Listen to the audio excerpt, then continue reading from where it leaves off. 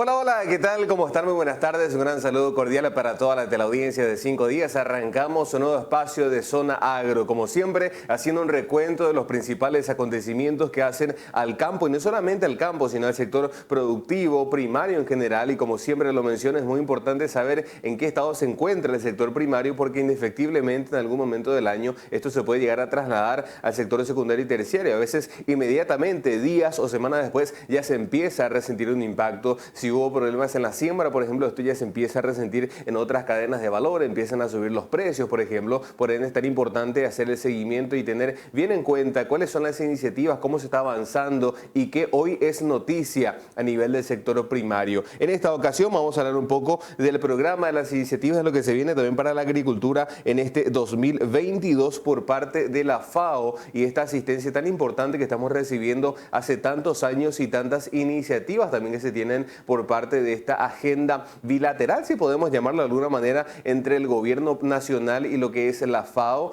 por parte de las Naciones Unidas, y por ende también otras instituciones y organismos a nivel internacional y a nivel país que están ayudando en muchas iniciativas como PROESA, por ejemplo, que habíamos conversado ya la semana pasada en torno a todo lo que se viene para este 2022, donde por ejemplo la FAO tiene mucho que ver y hay mucha gente trabajando de por medio sumamente comprometida por llevar adelante esta iniciativa, que por supuesto va a mejorar las condiciones de vida para miles de familias a nivel país, y es tan importante compartir y difundir un poco de esto. Para más detalles vamos a hablar un poco justamente de esto, de las perspectivas que tenemos en el campo y cómo vamos a ir trabajando desde la FAO en adelante. Nos acompaña en esta tarde, él es especialista de la FAO, asistente técnico para la coordinación de proyectos, Ramón Cardoso, con nosotros. Ramón, ¿cómo te va? Muy buenas tardes. Muy buenas tardes, ¿qué tal? ¿Cómo están? Un gusto compartir de nuevo con ustedes. Saludo a toda la teleaudiencia. Gracias por tu tiempo, Ramón. Queremos conocer un poco de lo que se viene como agenda para este 2022 por parte de la FAO. Y ya sabemos que son muchos programas, muchas iniciativas y proyectos sumamente importantes que van a impactar en la vida de miles de personas y miles de familias a nivel país. ¿Cuál sería un poco el norte que vamos a tener por parte de la FAO en este año? Bueno, realmente coincide este programa con la elaboración de lo que nosotros denominamos un bienio de cooperación con el Ministerio de Agricultura y Ganadería. Estamos ultimando los detalles para ver cuáles serían las áreas prioritarias de apoyo, de cooperación entre, y especialmente enfocado a la agricultura familiar campesina. Como en programas pasados veníamos hablando de como el sector más vulnerable actualmente, y más todavía en este contexto de sequía que estamos viviendo. Es una problemática bastante aguda en algunos sitios. En algunos sectores ha caído un volumen de lluvia interesante, pero en otros sitios todavía está carente. Hay zonas en situación bastante compleja, complicada, y más todavía con esta ola de calor que estamos teniendo. La poca lluvia que cae también es rápidamente evaporada. Entonces esa es como una acción prioritaria ahora, como decimos nosotros, ver cómo podríamos elaborar estrategias de hacer una agricultura climáticamente inteligente. Exactamente, y es eso lo que quiero preguntarte. ¿Cómo se enfoca desde la FAO necesidades o coyunturas como estas tan delicadas por las que estamos atravesando, como la sequía, que va a impactar primero en el campo, pero después vamos a empezar a resentir el efecto en los demás sectores de la economía también, ¿no? Yo creo que principalmente es trazar caminos para generar nuevas capacidades. El sistema productivo paraguayo anteriormente no se preocupaba en los regímenes de lluvia. Teníamos unos regímenes pluviométricos bastante generosos, de buena distribución. Entonces no estaba en nuestra cultura productiva tener en cuenta eso. Sin embargo, hoy cambia. Hoy tenemos que adecuarnos a esta nueva coyuntura. Es algo que ya está. El cambio climático ya no es futuro, no es ayer, sino es presente. Entonces deberíamos como establecer a eso. Pero sin embargo, vemos experiencias en otros países, por ejemplo, que están acostumbrados a ellos. Por ejemplo, en Centroamérica hay sitios que llueve 6 meses, 6 meses que no llueve. Entonces las estrategias campesinas están adecuadas también a eso. Pero sin embargo, en nuestro caso no es así, ¿verdad? En nuestro caso había como un calendario agrícola bastante espaciado, teniendo la luna, teniendo los ciclos, y hoy se está rompiendo eso. Entonces, yo creo que la principal estrategia es eso, ¿verdad? De cómo podríamos acceder a mejor información de calidad, utilizar los medios digitales que tenemos también para la generación de capacidades en sitios donde tenemos cobertura de Internet, por ejemplo, sería una estrategia bastante interesante. Eh, Conocemos algunos ejemplos donde el WhatsApp, por ejemplo, sirve como situaciones donde se van comunicando rápidamente efectos adversos del clima y cómo se puede responder. Entonces, por ahí yo diría que es el camino, o sea, investigar mucho y generar nuevas capacidades en este entorno climáticamente cambiante que tenemos. Definitivamente ese sería un primer paso importante, Ramón. Eso por un lado, acceder a mayor tecnología inmediata, información fidedigna de primera mano y lo más rápido posible para poder actuar en consecuencia. ¿Cuál podría ser un siguiente paso? Implementación de tecnología en el campo, en la tierra misma, maquinarias. ¿Qué deberían de hacer los agricultores para poder, digamos, manejarse o ser prudentes ante la coyuntura climatológica? Yo creo que es algo bastante interesante porque ya decíamos en ocasiones anteriores que al hablar de sistemas agroalimentarios estamos hablando de un ente complejo y completo. Desde la tenencia de la tierra, la planificación, los insumos disponibles, la cadena de transporte, la cadena de frío, la cadena de distribución, hasta el momento de elegir, de elegir de elegir un producto. Entonces, yo creo que por ahí es el camino, analizar cada actor, cuál es su función, cada eslabón de esta cadena productiva compleja, conexa, concatenada que tenemos, y desde allí ir haciendo estrategias por zona, ¿verdad? Empezando desde la tierra, la situación, la calidad de la tierra, el acceso a insumos, cómo hacemos para tener, cómo producimos nuestros insumos, cómo hacemos todo el tema de logística, de hacer llegar, procurar cadenas cada vez más cortas de comercialización, que no sean cadenas muy largas de comercialización.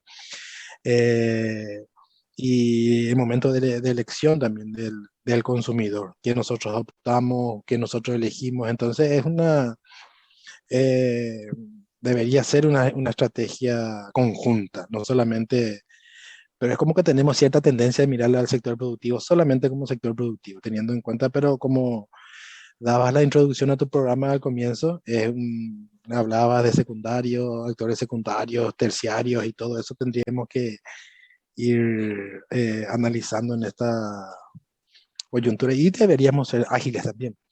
Deberíamos ser como ágiles ya.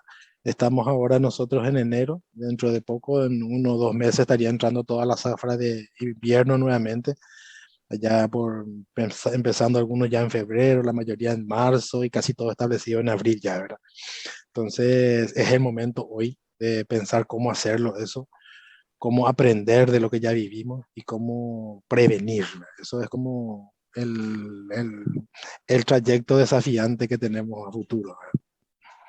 Es así como prevenimos es lo que se viene para este año. Lastimosamente, el impacto de lo que está haciendo el rendimiento de esta actual zafra, esto ya es irremediable. Lastimosamente vamos a tener un gran impacto por la sequía en esta actual zafra, pero ya la siguiente, obviamente, que podemos trabajar con mejores estrategias para delinear iniciativas que sean o que ayuden a sustentar y a subsanar todas estas problemáticas que van viéndose por, digamos, colateralmente en base a la coyuntura climatológica. Ahora, Ramón, te pregunto esto en base a tu experiencia, ¿cómo estás viendo, digamos, la inserción, el relacionamiento con las familias del interior del país? Porque conversaba, digo bien, yo semanas atrás con referentes de Proesa, con el gerente de Proesa, con el viceministro también de la STP, y nos comentaban de que en general las familias tienen buena aceptación, pero hay algunas que están un tanto reacias, un tanto incrédulas inclusive a la aplicación y a la efectividad de programas o iniciativas que se llevan adelante por parte de la FAO o por parte del gobierno, del ministerio propiamente, y cómo se encaran situaciones como estas.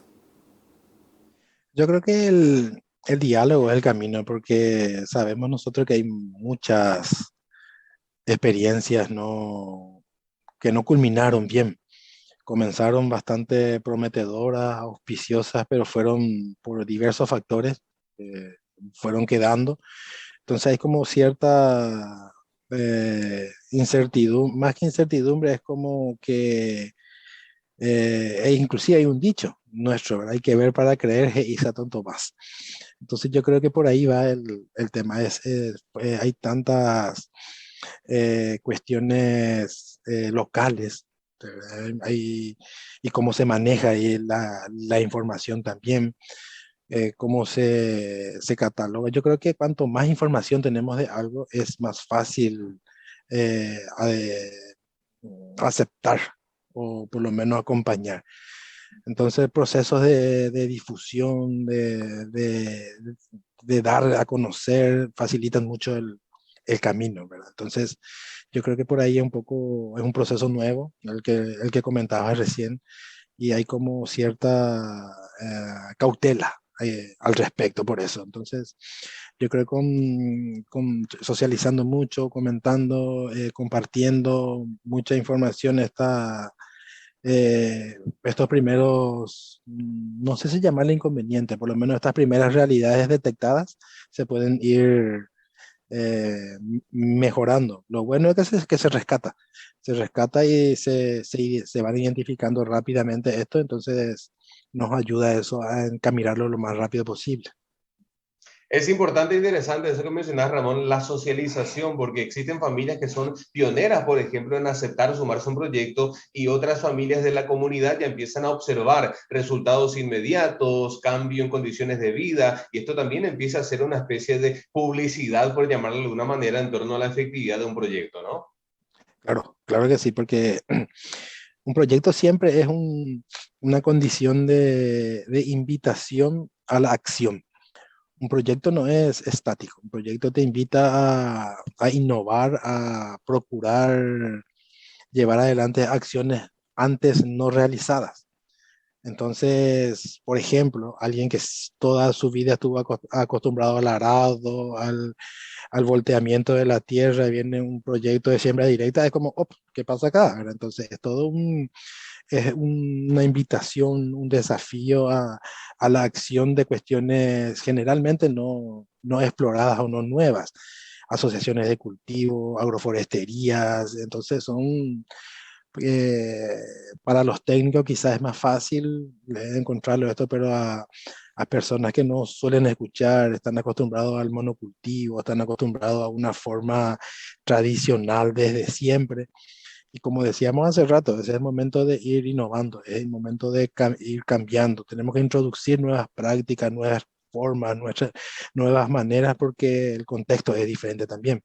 Entonces, eso es, yo creo que un desafío interesante, partiendo desde la academia mismo que escuchamos en las escuelas, que escuchamos en los centros de formaciones profesionales, que vemos en los centros técnicos agrícolas, en las universidades. Entonces, es algo holístico, multiactor, bastante interesante. Y más porque está totalmente todavía la tecnología del Paraguay dependiente del sistema climatológico. Muchos países están muy adelantados, por ejemplo, en eso, produciendo, por ejemplo, con hidroponía en pleno desierto, el famoso caso israelí, entre otras cosas. Entonces, son aplicaciones de tecnología de punta. Entonces, es como que nosotros deberíamos ir asociando más eso también, la tecnología con sistemas campesinos, no solamente la tecnología al sistema empresarial. Entonces, por ahí yo creo que es un poco el camino, el desafío y la invitación a ir transitando. Sin lugar a dudas, y romper un poco de esos paradigmas que tenemos a nivel de la agricultura y mientras más vamos avanzando hacia el interior del país, por decirlo de alguna manera, más tradicionales, vemos que son todos los hábitos, todas las costumbres, técnicas todavía, y rompiendo un poco de ese hielo, de esos tabúes que existen en torno a la modernización, creo que va a ser sumamente importante para el avance en nuestra tierra. Ahora, Ramón, para este 2022, ¿cuál va a ser el eje principal de la FAO? Vamos a centrarnos en este problema climatológico ejemplo, de la sequía, o cuáles van a ser otros de los pilares que vamos a tener de ahora en adelante? Sí, como te decía al comienzo, el camino invitado de acuerdo a la experiencia que vamos teniendo es uno de esos, la agricultura climáticamente inteligente, cómo nos adecuamos, nos preparamos, cómo avisoramos y hacer como que acciones anticipatorias a algo más o menos ya predecible, ¿verdad? Por ejemplo, estos fenómenos puntuales de sequía. Esto es como que vino hace 4 años que tenemos estos fenómenos bastante acuciantes, 2 años consecutivos, y los pronósticos no avisoran mejoras. Entonces, ¿qué hacer ante algo que ya sabemos que va a venir? Entonces, por allí está un poco el camino ahora. Desde el Ministerio de Agricultura y Ganadería, por ejemplo, se están desarrollando todos unos planes de acciones anticipatorias a la sequía, se están procurando innovar. Entonces, eso por un lado. Y por otro lado, lo que decía también es la generación de información. Cómo hacemos la agricultura digital también, cómo hacemos llegar más información, cómo producimos mejor información de calidad, cómo tenemos en línea cuestiones más interesantes. Volviendo al Ministerio de Agricultura, por ejemplo, ya tienen todo un dato estadístico real, en tiempo real de la humedad relativa del suelo. Entonces, eso te da como buenos márgenes de toma de decisiones, ¿verdad? Entonces, es por allí el camino, es como coordinar, cómo articular, cómo hacemos mecanismos de gobernanza de instituciones, cómo creamos políticas públicas ante esto. Entonces, esos serían como los tres ejes grandes, ¿verdad? De caminar para este bienio que te estaba comentando al comienzo. Es sumamente importante lo que mencionas, Ramón. Ahora, cuando hablamos de sistemas agroalimentarios, agroforestales, esta efectividad, ¿esto ya lo vimos o ya tenemos ejemplo en otros países de que funciona y de que se puede uno adaptar a la coyuntura climatológica, ¿no? Claro, claro, eso es la ventaja de intercambiar experiencia con otros sitios, de conocer realidades, de conocer coyunturas, que Latinoamérica pues es una cultura grande, dividido por territorios, pero hay mucha como que, no sé si decirlo ideología, no encuentro la palabra ahora, es como principios muy nuestros, culturales, de solidaridad, de cooperación, de trato con la naturaleza, eso es muy nuestro. Entonces, ese intercambio de experiencias viendo otras cuestiones exitosas que han salido es el camino. Hay, por ejemplo, experiencias chilenas muy buenas, brasileras, venezolanas, donde eh, cambia un poco nomás la coyuntura. En Centroamérica se habla quizás un poco más de la realidad del café y su alrededor. Nosotros podíamos hablar acá la realidad de la yerba mate y su alrededor, por ejemplo. Entonces, es como que una invitación siempre abierta de intercambiar experiencias de otros sitios para adecuar a nuestra coyuntura. Yo creo que eso es una estrategia bastante interesante de conocer otras realidades y adecuarlas, aplicarlas y por qué no mejorarlas acá. Y también compartir nosotros nuestra experiencia. La experiencia en siembra directa del Paraguay, por ejemplo, es algo muy valorable. Entonces, ¿cómo eso podemos nosotros también trasladar más a otros sitios, a dar a conocer más? O sea, Paraguay también tiene un aporte científico de investigación bastante interesante que podría hacer. Entonces, esa cooperación sur-sur, por ejemplo, podría ser algo bastante interesante, ¿verdad? Sin lugar a dudas, ese intercambio de experiencia es clave para poder salir adelante. Y la última consulta que quiero hacerte, Ramón, en esta tarde, agradeciendo el valioso tiempo que nos brindas, es cómo percibís esa capacidad de resiliencia del productor ante estos eventos que tenemos básicamente cíclicos en general. No sé si el fenómeno de la niña podemos llamarlo cíclico, pero sí, está ahí esporádicamente apareciendo en conjunto con el niño, pero el productor, la familia productora ya sabe que en algún momento se va a dar una coyuntura como esta tormenta y más la bajante del río, por ejemplo, o inundaciones que tenemos, e inclusive algunas heladas que se han presentado como en el año anterior, ¿cómo percibís la capacidad de resiliencia que tiene el productor paraguayo? Yo creo que cuanto menos dependencia tenga la finca a, al- a ver cómo digo, cuando más autónoma sea la finca en producir sus propios insumos, es más resiliente. Cuando una finca campesina depende mucho más del movimiento económico de fuera de su finca, ahí es la capacidad de resiliencia mucho más limitada. Por ejemplo, producción de bioinsumos, agrofertilizantes, semillas propias, uso de cobertura del suelo, economía del agua, reciclado del agua. O sea, cuanto más una finca genera sus propios insumos, yo creo que es mucho más resiliente. Pero sin embargo, cuando una finca está mucho más dependiente a lo que ocurre fuera de su perímetro familiar, es más compleja. No tiene semilla, tiene que comprar defensivos agrícolas muy caros, tiene que depender de asistencia inmediata para sobre. Entonces, yo creo que eso es también algo que deberíamos tener muy en cuenta la capacidad de adaptación y más todavía teniendo en cuenta que las familias campesinas cada vez están entrando más en edad. Hoy hay bastante, la franja etaria en las comunidades rurales está bastante diferenciada.